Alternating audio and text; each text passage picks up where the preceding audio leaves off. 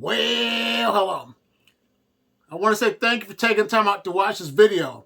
And my question for you is, what makes you so scared of worms?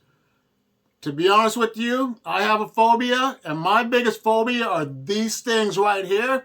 I cannot stand these things, but to other people around my area, they're not scared of them, and they say that they're great for the environment because they eat insects, but I'm scared of them. If anything can get on a wall and then turn upside down, that's definitely a no-go for me. And also, it looks like a rat with teeth.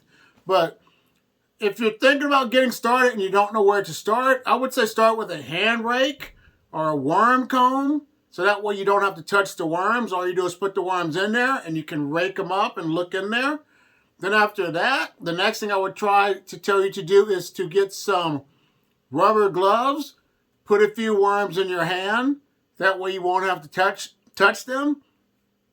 And then after that, your next phase would be try to put a few in your hand so you can feel the texture.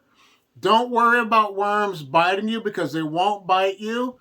I know a few people that have gotten to the point where they did not like worms, and now they love to have their worms in the worm bin with no worries. So here's that video if you want to learn from someone that has experienced the same thing as you. So I'll see you in the next one.